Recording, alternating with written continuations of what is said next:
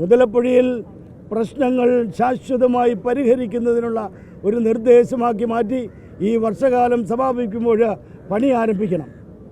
ആ പണികൾ ആരംഭിക്കുന്നതിന് മുമ്പ് തന്നെ മന്ത്രിയോടും ആ പ്രദേശത്തിൻ്റെ ജനപ്രതിനിധികളോടും നമ്മൾ ആവശ്യപ്പെട്ടിരുന്നു.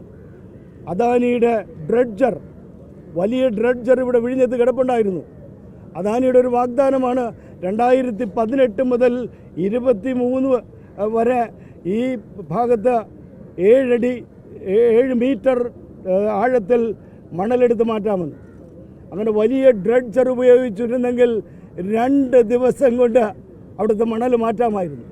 അത് അദാനിക്ക് വേണ്ടി അവിടെ 150ഓളം മീറ്റർ പുലിമുട്ട് പൊളിച്ചതിൻ്റെ ഭാഗമായി ടെട്രോപാഡുകളും പാറകളും മണലുമൊക്കെ അടിഞ്ഞതുകൊണ്ടാണ്.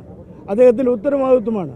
ഞാനിന്നൊരു മറ്റൊരു മാധ്യമത്തോട് സംസാരിച്ചപ്പോൾ ഞാൻ പറഞ്ഞത്, അദാനിയുടെ ഉത്തരവാദിത്വമായിട്ട് ഈ പ്രശ്നങ്ങളെ കാണണം.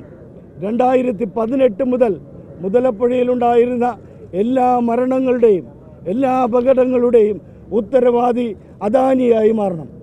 എന്നിട്ട് അദാനിയെ കൊണ്ട് മരണപ്പെട്ട എല്ലാ മത്സ്യത്തൊഴിലാളികൾക്കും തത്തുല്യമായ നഷ്ടപരിഹാരം കൊടുക്കണം. വെറും 5 ലക്ഷവും 10 ലക്ഷവും അല്ല. നമുക്കറിയാം, ഒരു കുടുംബം പുലർത്താനുള്ള തുക നൽകണം. അതുപോലെ തന്നെ ധാരാളം മത്സ്യബന്ധന യാനങ്ങൾ നമുക്കറിയാം. ഇന്ന് അവിടെ ചെന്ന് കയറുന്നാൽ നമുക്കറിയാം, ഇന്നലെ വെളുപ്പിന് മടങ്ങി വന്ന മത്സ്യബന്ധന യാനം തകർന്ന തരിപ്പിടമായി കടലിൽ കിടക്കുകയാണ്. ആ മത്സ്യബന്ധന യാനത്തിന് പുതിയ മത്സ്യബന്ധന യാനം വാങ്ങിക്കാനുള്ള തുക, ആ മത്സ്യബന്ധന യാനത്തിലുണ്ടായിരുന്ന മറ്റ് വലകളുടെയും ഉപകരണങ്ങളുടെയും തുക, അതൊക്കെ വാങ്ങിച്ചു കൊടുക്കുവാനായിട്ട് സർക്കാർ ഇച്ഛാശക്തി കാണിക്കണം.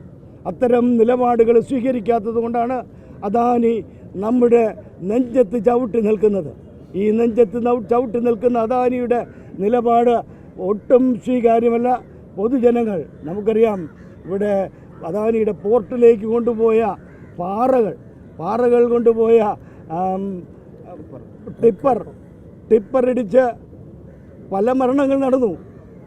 പലതും പുറത്തു വന്നില്ല. 2 മരണങ്ങൾ നടന്നപ്പോൾ ചുണക്കൂട്ടന്മാരായ പൊതുസമൂഹം ഏറ്റെടുത്തു. 1 കോടി രൂപ കോമ്പൻസേഷൻ കൊടുക്കാമെന്നാണ് പറഞ്ഞത്. അങ്ങനെയാണ് പത്രത്തിൽ കണ്ടത്. അപ്പം അതുപോലെ തത്തുല്യമായ നഷ്ടപരിഹാരം നൽകുവാനായിട്ട് അദാനി മുന്നോട്ട് വരണം. അദാനിയെ കൊണ്ടത് ചെയ്യിക്കുവാനും അതോടൊപ്പം സർക്കാർ ഏറ്റെടുത്ത് സർക്കാർ ഇടപെട്ട് കേന്ദ്ര സർക്കാരിൻ്റെ കൂടെ സഹകരണത്തോടുകൂടി ഈ 164 കോടി രൂപയുടെ പദ്ധതിയാണെങ്കിൽ അത് പൊതുജനമധ്യത്തിൽ മത്സ്യത്തൊഴിലാളികളുമായി ചർച്ച ചെയ്ത് ശാസ്ത്രീയമായി മുതലപ്പുഴയിലെ അപകടസ്ഥിതി മാറ്റുവാനും മത്സ്യത്തൊഴിലാളികൾക്ക് സുരക്ഷിതമായി മത്സ്യബന്ധനം നടത്താനുള്ള സൗകര്യമുണ്ടാക്കണം.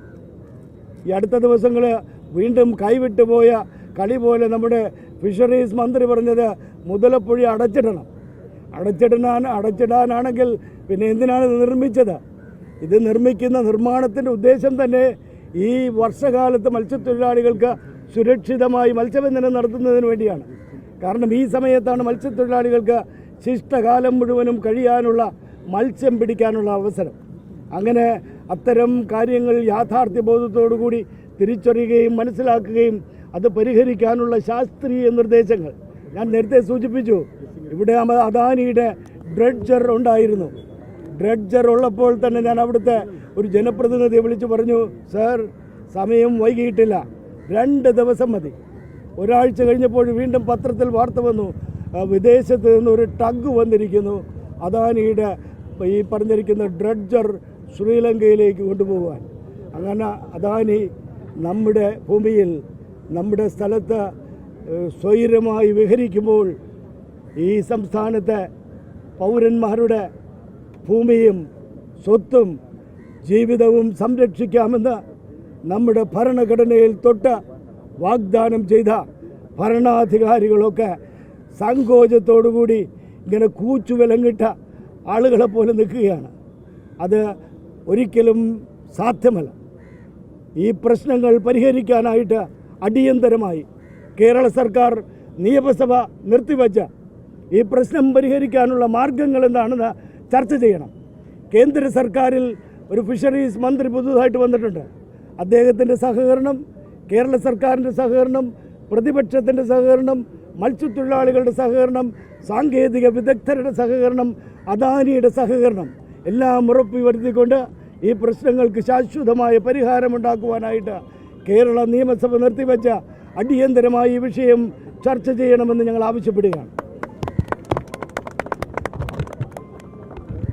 ഈ പ്രശ്നം പരിഹരിക്കാനായിട്ട് സർക്കാർ മുന്നോട്ട് വരാത്ത പക്ഷം വരും നാളുകളിൽ, നേരത്തെ ബിജു സൂചിപ്പിച്ചു, വരും നാളുകളിൽ ചുണക്കുട്ടന്മാരായ മത്സ്യത്തൊഴിലാളികൾ ഭരണസിരാ കേന്ദ്രത്തിലേക്ക് വരും.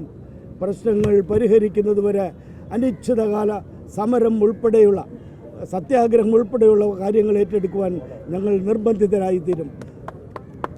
അതിലേക്ക് വഴി തിരിച്ചു വിടരുത് എന്ന് മാത്രം അഭ്യർത്ഥിച്ചുകൊണ്ട് ഈ പ്രശ്നം അടിയന്തരമായി പരിഹരിക്കുവാനായിട്ട് സർക്കാർ മുൻകൈ എടുക്കണമെന്ന് അഭ്യർത്ഥിച്ചുകൊണ്ട് ഈ സമരത്തിൽ, കൊടും മഴയത്തും ഈ സമരത്തിൽ പങ്കെടുക്കുവാനായിട്ട് വന്നെത്തിച്ചേർന്നിരിക്കുന്ന നിങ്ങളെ ഓരോരുത്തരെയും അഭിവാദ്യം ചെയ്തുകൊണ്ട്, നിങ്ങൾക്കെല്ലാവർക്കും അഭിവാദനങ്ങൾ അർപ്പിച്ചുകൊണ്ട് ഈ പ്രതിഷേധ ധർണ ഉദ്ഘാടനം ചെയ്തതായി അറിയിച്ചുകൊള്ളും.